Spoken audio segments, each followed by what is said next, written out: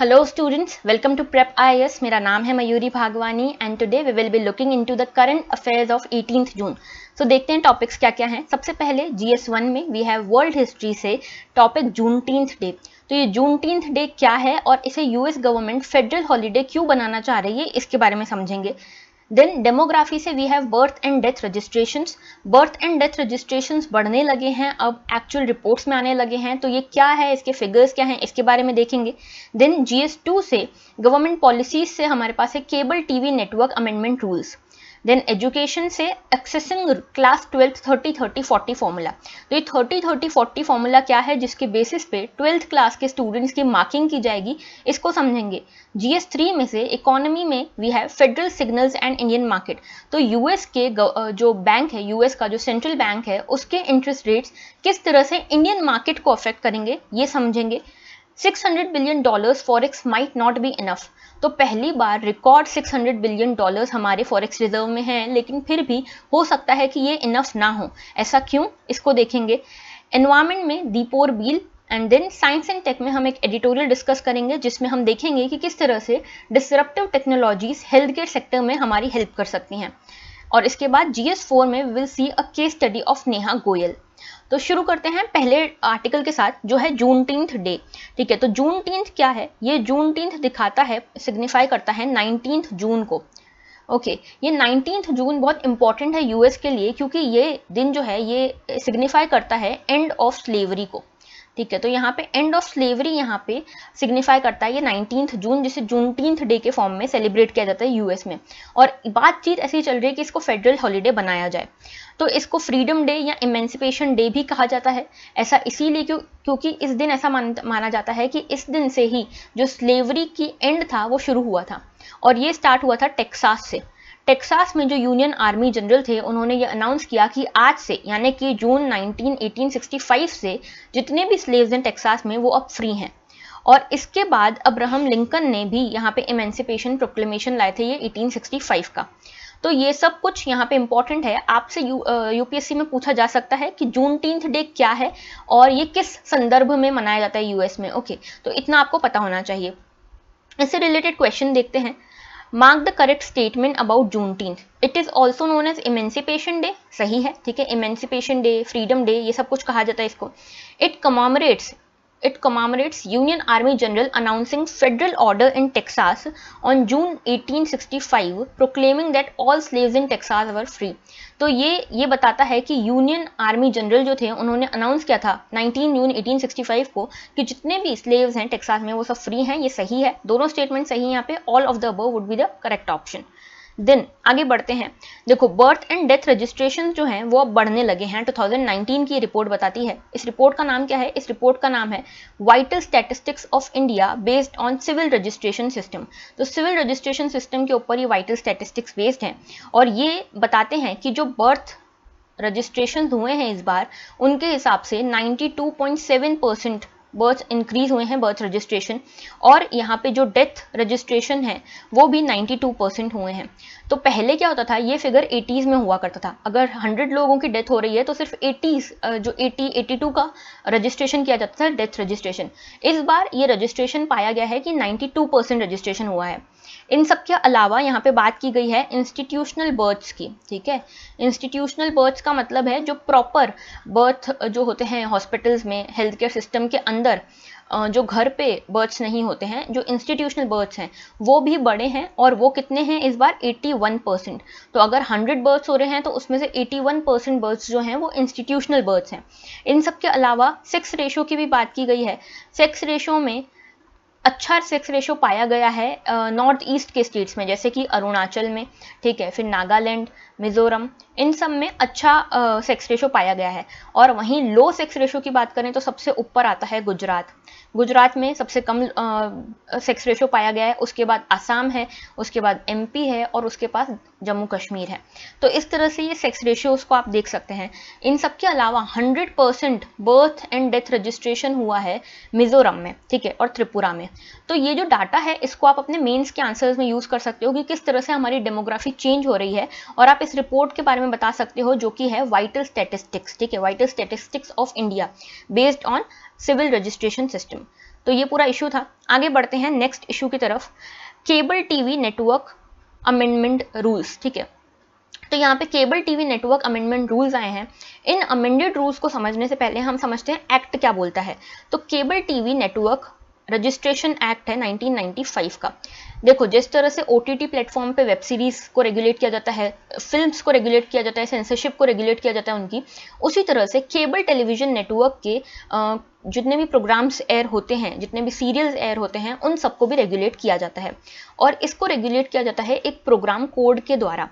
ये program code में एक लिस्ट दी गई है डूज एंड डोंट्स की, कि कोई भी प्रोग्राम अगर किसी टीवी चैनल पे टेलीकास्ट हो रहा है तो वो कोई भी ऐसी चीज़ ना दिखाए जो ऑब्सीन हो, डिफेमेटरी हो किसी के प्रति, फॉल्स हो, या फिर हाफ ट्रुथ को बताती हो, डिस इन्फॉर्मेशन को या मिस इन्फॉर्मेशन को स्प्रेड करती हो। ऐसी कोई भी न्यूज़ उसमें ना दिखाई जाए, कोई भी ऐसी इन्फॉर्मेशन टेलीकास्ट ना की जाए। ठीक है, और इसमें सेक्शन 20 बहुत इंपॉर्टेंट है। देखो, सेक्शन 20 क्या बोलता है कि गवर्नमेंट रेगुलेट कर सकती है या प्रोहिबिट कर सकती है किसी भी प्रोग्राम के ट्रांसमिशन या रीट्रांसमिशन को, अगर उनको लगता है कि ये जो प्रोग्राम है ये इस प्रोग्राम कोड को वायलेट करता है तो। लेकिन एक ट्विस्ट है यहाँ पे, जिस तरह से मूवीज को पहले सेंसरशिप मिलती है और उसके बाद उनको टेलीकास्ट किया जाता है, प्रोग्राम्स के केस में ऐसा नहीं है। इनके यहाँ पे प्री सेंसरशिप का कोई प्रोविजन नहीं है। मतलब प्रोग्राम एक बार टेलीकास्ट हो गया, उसके बाद आप उसमें देखते हो कि ये सही है या गलत है, उसके बाद आप उसे वहाँ से हटाते हो। ठीक है, उस केबल टीवी से हटाते हो उस एपिसोड को या उस प्रोग्राम को। ठीक है, तो प्री सेंसरशिप का कोई प्रोविजन नहीं है। उसके बाद यहाँ पे कोई बॉडी भी नहीं है जो प्री सर्टिफाई करे किसी कंटेंट को टीवी के लिए। एक यहाँ पे कमिटी या सेंटर बोल सकते हो, इलेक्ट्रॉनिक मीडिया मॉनिटरिंग सेंटर है INB मिनिस्ट्री के अंतर्गत, जो देखता है कि जो प्राइवेट टीवी चैनल्स पे जो भी प्रोग्राम्स आ रहे हैं वो इस प्रोग्राम कोड के लाइंस पे हैं या नहीं है। रूल 6 भी यहाँ पे इंपॉर्टेंट है। रूल 6 क्या बोलता है? रूल 6 बात करता है कि जो भी प्रोग्राम एयर हो रहा है, टेलीकास्ट हो रहा है, तो उसकी सारी रिस्पॉन्सिबिलिटी उस टीवी चैनल की होगी कि उस पर जो प्रोग्राम एयर हो रहा है वो प्रोग्राम कोड के लाइंस पे है या नहीं है। ठीक है, तो यहाँ पे सेक्शन 20 और रूल 6 आपको याद रखना है। इसके अलावा एक दो चीज़ें और मैं बता दूं, जो ये नया अमेंडेड रूल्स हैं इसमें मेनली ग्रीवेंस मैकेनिज्म है, ग्रीवेंस रिड्रेसल का मैकेनिज्म है। 3 टायर पे ग्रीवेंस रिड्रेसल मैकेनिज्म यहाँ बना हुआ है। पहला तो ब्रॉडकास्टर के लेवल पे है, दूसरा है सेल्फ रेगुलेटरी बॉडी के तौर पे, और तीसरा है मिनिस्ट्री के लेवल पे, सेंट्रल मिनिस्ट्री के लेवल पे। अब इसमें ये कहा गया है कि अगर किसी भी सिटीजन कोई भी सिटीजन ये पाता है कि जो भी कंटेंट उस चैनल पे उस प्रोग्राम में दिखाया गया है वो ऑब्सीन है, डिफेमेटरी है, या फिर प्रोग्राम कोड के वायलेशन में है, तो फिर वो पहले जाएगा ब्रॉडकास्टर के पास। वहाँ ब्रॉडकास्टर के पास 15 दिन का समय होगा कि उसकी जो भी क्वेरी है या डिससेटिस्फेक्शन है उसको रिजॉल्व करे। वहाँ से अगर वो रिजॉल्व नहीं होता है प्रॉपरली तो फिर वो जाएगा सेल्फ रेगुलेटिंग बॉडी के पास, उसके पास यहाँ पे 60 डेज का समय होगा। और अगर यहाँ से भी उसको सेटिस्फेक्शन नहीं मिलता है तो सिटीजन 15 दिन के अंतर्गत सेंटर के पास जा सकता है। ठीक है, और सेंटर की एक कमिटी है जिसका नाम है इंटर डिपार्टमेंटल कमिटी, इसका नाम है, और इस कमिटी के अंतर्गत एक मिनिस्ट्री लेवल का सेक्रेटरी होता है। ठीक है, और यहाँ पे इनके पास भी कुछ समय दिया गया है कि आप इतने समय में जो भी सिटीजन के ग्रीवेंसेस है उनको रिड्रेस करना होगा आपको। ठीक है, तो ये पूरा इशू था। अब इससे रिगार्डिंग हम देख लेते हैं क्या क्या हमारे पास क्वेश्चन है। तो सबसे पहले देखो, इसका क्वेश्चन ये है, mark the correct statement about cable TV network act. कब का एक्ट है? 1995 का एक्ट है। It prescribes imprisonment up to 2 years, 2 साल तक की इम्प्रीजनमेंट के बारे में बात करता है, या फिर 1000 रुपये तक का फाइन यहाँ पे आप पे लगाया जा सकता है अगर आप पहली बार ऑफेंस करते हैं तो। यानी कि अगर आपके प्रोग्राम में, कोई भी टीवी चैनल के टेलीकास्ट में जो प्रोग्राम कोड है उसके अगेंस्ट आप जाते हो पहली बार, तो इतना यहाँ पे आपको इम्प्रीजनमेंट या फाइन लग सकता है। दूसरी बार में 5 years तक का इम्प्रीजनमेंट और फाइन अप टू 5000 रुपीज़। और तीसरी बार में, तीसरी बार का नहीं है, बस 2 बार का ही है, under CTN act violates the program code. तो ये पहला स्टेटमेंट सही है। ठीक है, इस तरह का फाइन और इम्प्रीजनमेंट है। दूसरा है, Indian broadcast rules do permit the pre censorship of TV programs. तो टीवी प्रोग्राम्स की प्री सेंसरशिप का प्रोविजन है हमारे एक्ट में, ये गलत है। ठीक है, नहीं है। तो यहाँ पे only 1 would be the correct option. आगे बढ़ते हैं। देखो, जो क्लास 12th है उसकी एग्जाम यहाँ पे कैंसिल हुई हैं, और इनकी मार्किंग के लिए एक तरीका प्रपोज किया गया है जिसको 30-30-30 फॉर्मूला कहा जा रहा है। अभी 30-30-40 फॉर्मूला क्या है? इसमें क्या होगा कि ये 40% मार्क्स जो होंगे ये प्री बोर्ड्स या जो यूनिट टेस्ट होंगी ट्वेल्थ की, ट्वेल्थ में जो हुई होंगी उनके बेसिस पे 40% मार्क्स डिसाइड होंगे, 30% मार्क्स डिसाइड होंगे 11th क्लास के फाइनल मार्क्स के बेसिस पे, और 30% मार्क्स डिसाइड होंगे 10th क्लास के मार्क्स के बेसिस पे। तो इस तरह से ये थ्योरी मार्क्स की बात हो गई। इसके अलावा प्रैक्टिकल मार्क्स अलग होंगे। बहुत ज़्यादा इंपॉर्टेंट इशू नहीं है, लेकिन आपको पता होना चाहिए। ओके, आगे बढ़ते हैं। Next is federal signals and Indian market. तो देखो ये पूरा इशू बहुत इंपॉर्टेंट है इकोनॉमी के लिए। जो फेडरल बैंक है यूएस की फेडरल बैंक है, जैसे हमारी आरबीआई की बैंक, आरबीआई है हमारी इंडिया के लिए, वैसे यूएस के लिए फेडरल बैंक है उनकी। इस फेडरल बैंक ने ये सिग्नल्स दिए हैं कि हम हो सकता है इंटरेस्ट रेट्स को हाइक करें, ठीक है। तो इंटरेस्ट रेट्स को ये हाइक करने का सोच रहे हैं, बढ़ाने का सोच रहे हैं। इससे इंडियन मार्केट पे काफ़ी ज़्यादा प्रॉब्लम आ सकती है, या हो सकता है इंडियन मार्केट में चीज़ें बदलें। जैसे कल आपको सर ने बताया था कि एफआईआई और एफडीआई बढ़ रहा है, और आपके कमेंट्स में मुझे ये भी क्लियर था कि एफडीआई और एफआईआई के बीच में आपको डिफरेंस काफ़ी ज़्यादा पता है। तो एफआईआई हमारा जो बढ़ रहा है, यानी कि फॉरेन इंस्टीट्यूशनल इन्वेस्टमेंट्स जो बढ़ रही हैं हमारे यहाँ, उसमें इस पे एक नेगेटिव इफेक्ट आ सकता है। जो इंडियन रुपी है वो भी डिप्रिशिएट कर सकता है इन इंटरेस्ट हाइक्स के कारण। तो रिलेशन क्या है, पहले इसको समझते हैं। तो देखो, जो भी यूएस की जो फेडरल बैंक है, अगर वो इंटरेस्ट रेट्स को बढ़ाती है, इसको समझने से पहले एक चीज़ और बता देती हूँ। यूएस की जो फेडरल बैंक है उसके इंटरेस्ट रेट्स का इमर्जिंग इकोनॉमीज पे बहुत ज़्यादा असर पड़ता है। ऐसा क्यों? क्योंकि यूएस और जो बाकी डेवलप्ड कंट्रीज हैं, यूजुअली यहाँ पे इंटरेस्ट रेट्स कम होते हैं देन डेवलपिंग कंट्रीज, ठीक है। सपोज इंडिया है, इंडिया में इंटरेस्ट रेट यूजुअली हाई रहते हैं देन यूएस, ठीक है। तो यहाँ पे क्योंकि इंटरेस्ट रेट कम है, तो अगर मान लो मैं अमेरिका की कोई सिटीजन हूँ, अब मुझे अगर लोन लेना है कहीं पे इन्वेस्ट करने के लिए, तो मैं कहाँ से लोन लूँगी? यूएस से, क्योंकि यहाँ पे इंटरेस्ट रेट्स कम है। यहाँ से अगर मैं लोन लेती हूँ कम इंटरेस्ट रेट पे, और उसको मैं यहाँ डालती हूँ इंडिया में, यहाँ इंडिया में इन्वेस्ट करती हूँ सो दैट मुझे ज़्यादा रिटर्न्स मिले, तो फिर तो मेरे प्रॉफिट का काम हो रहा है, ठीक है। लेकिन किसी केस में अगर यूएस इस इंटरेस्ट रेट को बढ़ा देता है, तो फिर ज़्यादा डिफरेंस नहीं बचा यूएस और इंडिया के इंटरेस्ट रेट में। तो मेरे पास इंसेंटिव खत्म हो गया ना कि मैं इंडिया में क्यों इन्वेस्ट करूँ, क्योंकि अगर मैं देखो यूएस अगर इंटरेस्ट रेट बढ़ाता भी है तो भी वो इंडिया से जनरली कम ही रहेंगे। लेकिन अगर मैं वहाँ से पैसा उठा रही हूँ, लोन ले रही हूँ ज़्यादा इंटरेस्ट रेट पे, तो मेरे पास कोई इंसेंटिव नहीं है कि मैं इंडिया में क्यों इन्वेस्ट करूँ, तो फिर मैं इंडिया से वो अपना पैसा खींच लूँगी। यानी कि मेरा जो एफआईआई है, जो इंडिया में मैंने इन्वेस्ट किया था, वो मैंने वापस खींच लिया, और इंडिया में क्योंकि मैंने वो पैसा वापस खींच लिया, अब इंडिया में डॉलर्स कम हो गए, और क्योंकि इंडिया में डॉलर्स कम हो गए और रुपीज़ बढ़ गए, तो अब यहाँ पे डॉलर की जो डिमांड है वो बढ़ गई, और डॉलर की डिमांड बढ़ गई, रुपी की डिमांड कम हो गई, यानी कि यहाँ पे अब रुपी जो है वो डिप्रिशिएट करेगा। ओके, यहाँ पे देखो, emerging economies like India tend to have higher inflation and higher interest rate. तो इंडिया जैसी इमर्जिंग इकोनॉमीज में हायर इन्फ्लेशन और हायर इंटरेस्ट रेट देखने को मिलता है देन डेवलप्ड कंट्रीज। तो यहाँ पे जो फॉरेन इंस्टीट्यूशनल इन्वेस्टर्स हैं वो क्या करते हैं, यूएस से बोरो करते हैं कम इंटरेस्ट रेट में, और इंडिया जैसी कंट्रीज में इन्वेस्ट कर देते हैं उसको, तो उनको ज़्यादा प्रॉफिट होता है। लेकिन अगर यूएस का फेडरल बैंक अपने इंटरेस्ट रेट बढ़ाता है, तो जो डिफरेंस है इंटरेस्ट रेट में यूएस और इंडिया के बीच में वो कम हो जाएगा। इसीलिए इंडिया उतना अट्रैक्टिव नहीं रहेगा इन्वेस्ट करने के लिए अब, और लोग जो एफआईआई हैं वो अपना पैसा वापस निकालने लगेंगे, जिसके कारण इंडिया के जो मार्केट्स हैं उस पर नेगेटिव इंपैक्ट देखने को मिल पाएगा। ओके, और यहाँ पे इंडिया की जो करेंसी है रुपी, वो भी डिप्रिशिएट करेगी। तो इस पूरे आर्टिकल में यही चीज़ें सारी समझाई हुई हैं। इसमें कुछ फैक्ट्स एंड फिगर्स भी दिए हुए हैं कि हो सकता है अगर ये जो हाइक हो जाए इंटरेस्ट रेट, तो यहाँ पे इन्फ्लेशन और बढ़ जाए इंडिया में, और ये इन्फ्लेशन 6.5% तक भी जा सकता है। ओके, ये इन्फ्लेशन जो है ये 6.5% तक जा सकता है, जबकि आरबीआई चाहता है कि ये इन्फ्लेशन रेट 2 to 6% ही रहे, ठीक है। तो ये सारी चीज़ें इसमें दी हुई हैं, आप एक बार पढ़िएगा। अगर आपको कुछ डाउट आता है तो आप कमेंट सेक्शन में कमेंट कर सकते हैं। आगे बढ़ते हैं गिव अवे क्वेश्चन के साथ।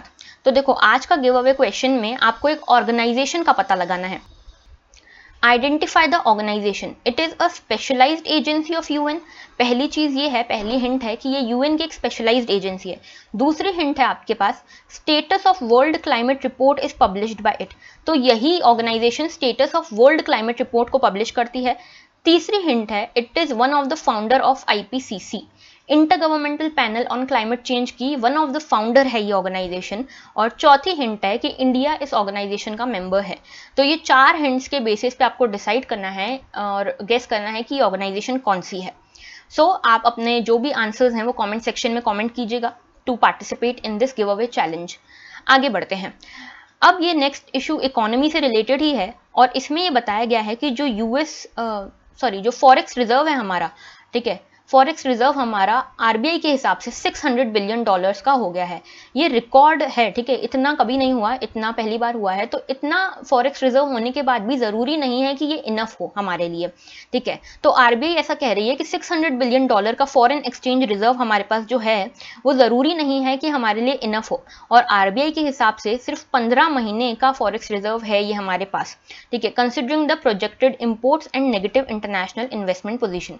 तो मैंने आपको बताया कि जो इंटरेस्ट रेट्स हैं यूएस के बैंक जो है, यूएस का बैंक जो है वो इंटरेस्ट रेट्स की बात कर रहा है कि इंटरेस्ट रेट्स को हम बढ़ाएंगे, जिसके कारण हो सकता है जो फॉरेन इंस्टीट्यूशनल इन्वेस्टमेंट्स है इंडिया में वो कम हो जाए।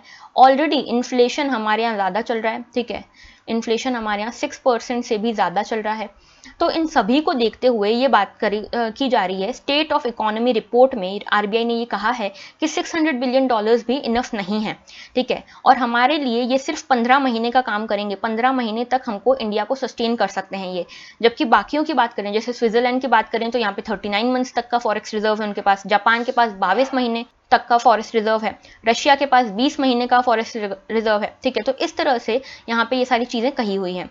और एक और चीज, इंडिया जो है आज की डेट में 5th largest holder of forex reserve है। तो ये एक इंपॉर्टेंट फैक्ट है इकोनॉमी के पेपर में हमको कोट करने के लिए। ओके, आगे बढ़ते हैं। नेक्स्ट, आसाम में एक रेलवे लाइन प्रपोज्ड थी और इस ट्रैक को रीअलाइन करने का प्रपोजल रखा है आसाम गवर्नमेंट ने। ये जो रेलवे लाइन थी ये एक वेटलैंड के थ्रू निकलती थी जिसका नाम है दीपोर बिल, ठीक है। तो दीपोर बिल के बारे में हम यहाँ पे समझेंगे। तो ये रेलवे लाइन को रीअलाइन करने की बात की है आसाम गवर्नमेंट ने, जो कि दीपोर बिल और एक रानी रिजर्व फॉरेस्ट से निकलती है, ठीक है। तो ये इंपॉर्टेंट फैक्ट है। अब दीपोर बिल क्या है, देखो, दीपोर बिल को हम रामसार वेटलैंड साइट्स में रखते हैं। ये सबसे इंपॉर्टेंट इसीलिए है क्योंकि ये एक वेटलैंड है। वेटलैंड क्या होता है, वेटलैंड को आप समझ सकते हैं एक स्पॉन्ज के फॉर्म में।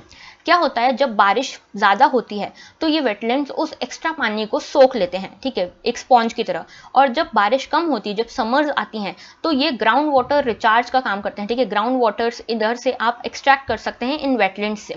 तो ये एक स्पॉन्ज की तरह काम करते हैं और ये बहुत इंपॉर्टेंट होते हैं इकोलॉजी को मेंटेन करने के लिए। ये परमानेंट फ्रेश वाटर लेक है। सबसे पहली चीज तो फ्रेश वाटर लेक है, परमानेंट है, टेम्परेरी नहीं है। ओके, ब्रह्मपुत्रा रिवर के एक चैनल से बना है, ब्रह्मपुत्रा के साउथ में पड़ता है और ये रामसार कन्वेंशन के अंदर एक वेटलैंड की तरह टैग्ड है। 2002 में इसको रामसार कन्वेंशन में ऐड किया गया था। रामसार कन्वेंशन कब का है, 1971 का है। ईरान की एक सिटी रामसार में इसको साइन किया गया था, इसीलिए इसका नाम रामसार कन्वेंशन है। और इकलौता ऐसा कन्वेंशन है जो सिर्फ वेटलैंड्स के ऊपर फोकस करता है, ठीक है। तो पूरा इंटरनेशनल लेवल पे इकलौता ऐसा कन्वेंशन है जो एक ही इकोलॉजिकल सिस्टम पे फोकस करता है। उसमें इंडिया भी इसका पार्ट बना था, ठीक है, और 1975 से ये इम्प्लीमेंट हुआ था, ये चीज याद रखना है। दूसरी चीज ये कि ये जो वेटलैंड है दीपोर बिल, ये असम में है ना, और ये Burma monsoon forest biogeographic region के टाइप में टैग्ड है, ठीक है। तो इसको बर्मा मॉनसून के रिप्रेजेंटेटिव के फॉर्म में देखा जाता है और ये one of the largest and important riverine wetland है ब्रह्मपुत्र वैली का। ओपन लेक बेसिन है, ठीक है, जहां पे इनफ्लो एंड आउटफ्लो दोनों के चैनल्स हैं। अभी कॉन्ट्रैक्ट कर रहा है, इसीलिए ये कंसर्न का इशू भी है। इसके रिगार्डिंग एक क्वेश्चन है, मार्क द इनकरेक्ट स्टेटमेंट। तो आपको यहां बताना है incorrect statement. It is the only global treaty to focus on single ecosystem. तो इकलौती ऐसी ट्रीटी है जो सिंगल इकोसिस्टम पे बेस्ड है, ये सही है, ठीक है। Second is currently 3 wetlands of India are in Montreux record, Keoladeo, Chilika and Loktak. तो इसमें कहा गया है मॉन्ट्रियक्स रिकॉर्ड, जो कि एक लिस्ट है रामसार कन्वेंशन के अंतर्गत, जिसमें उन वेटलैंड्स के नाम हैं जो या तो चेंज हो रहे हैं या चेंज हो सकते हैं, ठीक है। तो इन मॉन्ट्रियक्स रिकॉर्ड में 3 वेटलैंड्स दिए गए हैं, कोयलादियो, चिलिका एंड लोकटक, इंडिया से। ये स्टेटमेंट गलत है।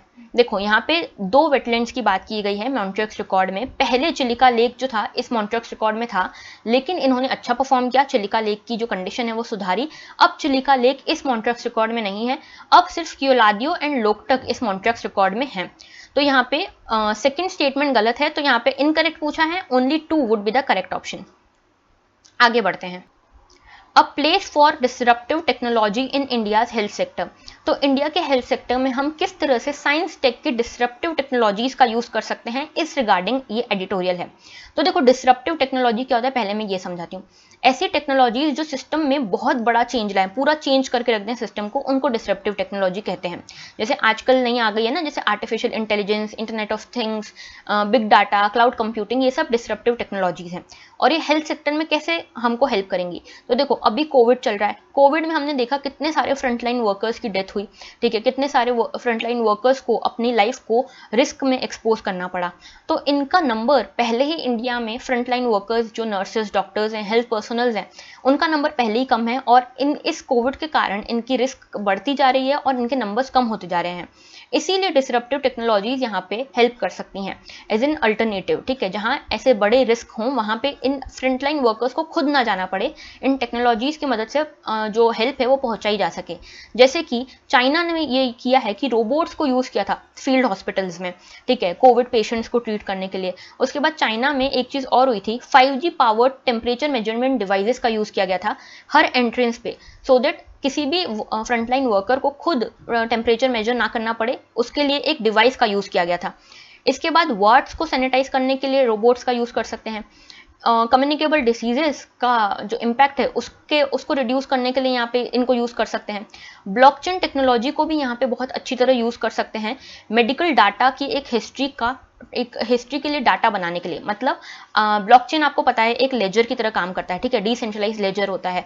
तो यहाँ पे हर पेशेंट की एक मेडिकल हिस्ट्री बनाई जा सकती है कंप्लीट बेसिस पे।